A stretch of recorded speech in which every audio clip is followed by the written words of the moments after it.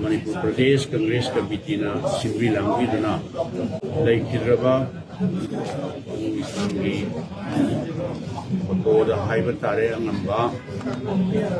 koina mangonda mana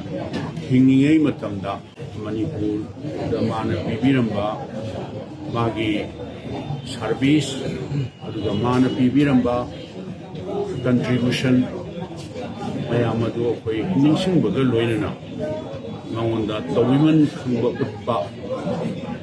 kai khangba baga loinana dai karna koina tawin khangba chayipsi mayamna hena khubire koi gi dai kiraba koi gi party gi mahapurush haiba tare Manipur di punba integrity se kai ba yaro ya haiba adugumba magi thona leiba lingjen koi Manipur da leimine ba koi kuna makse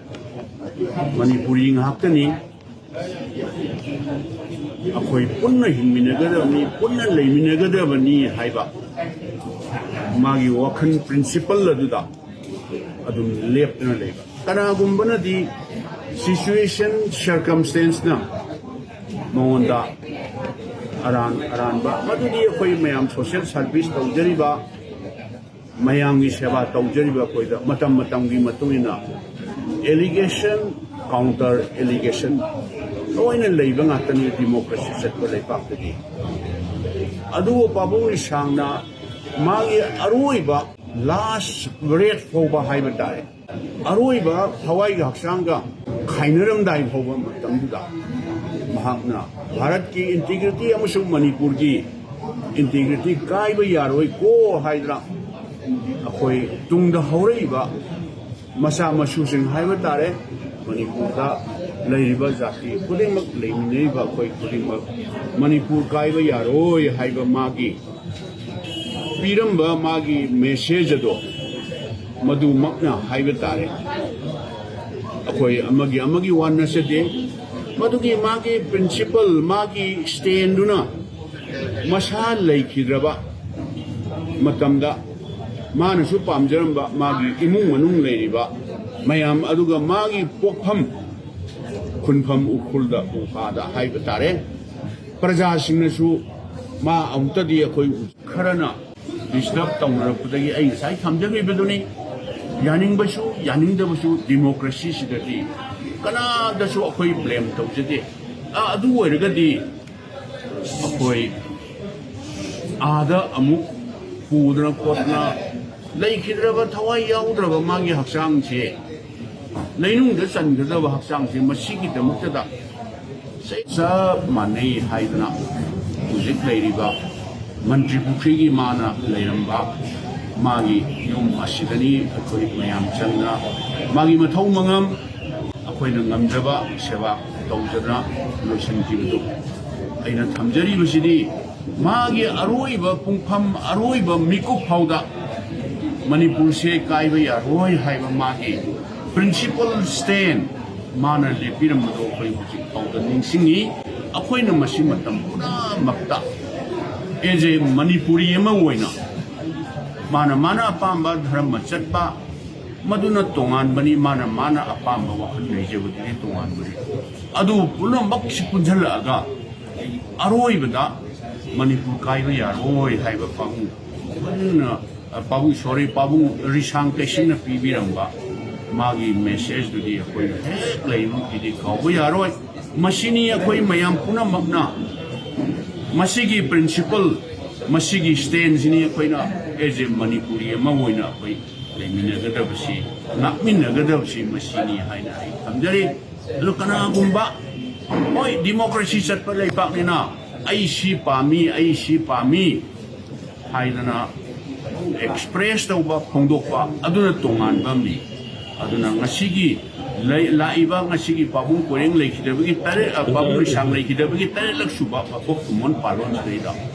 in Manipuri praja singa nauna na amuka hen ningsing janingi madudi pabung na khanjaram bawa khando madugi against the haigadra ꯑꯩꯈꯣꯏ ꯀꯅꯥꯒꯨꯝꯕ ꯐꯨꯔꯨꯞ ꯑꯃꯇꯅ ꯀꯅꯥꯒꯨꯝꯕ ꯀꯥꯡꯂꯨꯞ ꯑꯃꯇꯅ ꯃꯅꯤꯄꯨꯔ ꯀꯥꯏꯅꯅꯕ ꯇꯧꯕꯤꯒꯅꯨ ꯗꯤꯃꯥꯟ ꯇꯧꯕꯤꯒꯅꯨ ꯍꯥꯏꯕꯁꯤꯅꯤ ꯑꯩꯈꯣꯏꯅ ꯃꯔꯨꯑꯣꯏꯕ ꯃꯦꯁꯦꯖ ꯃꯔꯨꯑꯣꯏꯕ ꯑꯄꯤꯜ ꯑꯩꯈꯣꯏꯅ ꯄꯤꯖꯅꯤꯡꯕꯁꯤ ꯑꯗꯨꯅ ꯑꯩꯈꯣꯏ ꯄꯥꯕꯨꯡ ꯄꯨꯔꯦꯡꯅ ꯄꯥꯕꯨꯡ ꯔꯤꯁꯥꯡꯅ ꯃꯥꯅ ꯈꯟꯖꯔꯝꯕ ꯃꯥꯅ ꯇꯧꯔꯝꯕ ꯃꯥꯒꯤ ꯀꯟꯇ꯭ꯔꯤꯕ꯭ꯌꯨꯁꯟ ꯚꯥꯔꯠꯇ ꯑꯩ ꯉꯁꯥꯏ ꯊꯝꯖꯈꯤꯕ ꯏꯍꯥꯟ ꯍꯥꯟꯕ ꯚꯥꯔꯠꯅ ꯅꯤꯡꯈꯥ ꯇꯝꯂꯕ ꯃꯇꯨꯡꯗ ꯚꯥꯔꯠꯀꯤ ꯁꯪꯕꯤꯙꯥꯟ ꯏꯔꯕ ꯃꯇꯨꯡꯗ ꯏꯍꯥꯟ ꯍꯥꯟꯕ ꯚꯥꯔꯠꯀꯤ ꯄꯥꯔꯂꯤꯌꯥꯃꯦꯟꯒꯤ ꯑꯩꯗꯤ ꯑꯋꯥꯡ ꯅꯣꯡꯄꯣꯛ ꯚꯥꯔꯠꯇꯗꯤ ꯑꯋꯥꯡ ꯅꯣꯡꯄꯣꯛ ꯚꯥꯔꯠꯇꯅ ꯅꯠꯇꯅ ꯏꯀꯨꯏ ꯀꯨꯏꯗꯕꯤꯗ ꯂꯣꯡꯒꯦꯁ ꯁꯥꯔꯚꯤꯡ ꯑꯗꯨꯒ ꯍꯤꯡꯅ ꯂꯩꯔꯤꯕ ꯍꯥꯏꯕ ꯇꯥꯔꯦ ꯚꯥꯔꯠꯀꯤ 이한 한바 파르멘기 멤버십 그나 레리 하이바 파봉리 상제 바라키 파르멘다 거클라가 바라키 멤버 쿠디 막나 망원다 respect 피드나 이까이 쿤도나 망원다 마기 contribution to the nation aduga state sida mana pibirim contribution mayam ikai kunna koi hujin odan ningsing dana leiri aduna koi matam punamakta mana khalamba wakhan mayam state sida tongan ba koi gi manipur sida mayam hana khangbe sida picture bachu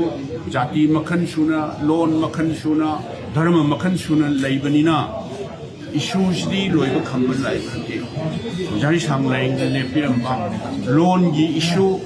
aduga leram mi ba mayam punam aina loina pannan leiriga di